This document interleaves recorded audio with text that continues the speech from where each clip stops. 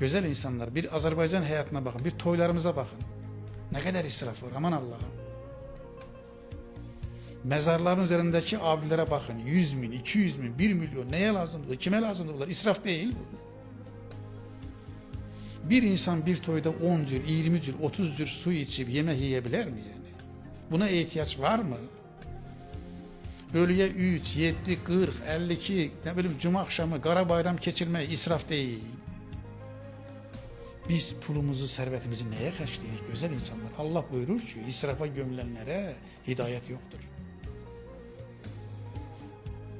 Bakın şüphecilere, şüphe tohumu seper, işi budur. İnsanların ağlını karıştırır. Kur'an'dan bir şeyi götürür, onu konteksten çıkarır, ona uygun bir şüpheler düzeldir. Allah Resulü'ne bağlı şüphe tohumu sepir. Allah'ın kitabıyla bağlı şüphe tohumu sepir. İnsanların beynini karıştırır. Ara vurur. Bakın kalbi sertleşenlere. Bakın küfür insanın kalbini sertleştirir.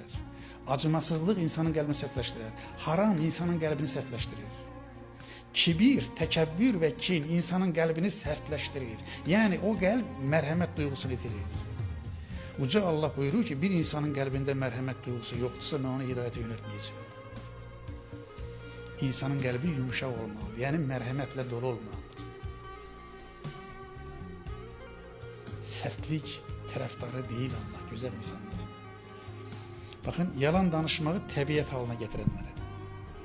Burada altından kaç çekelim.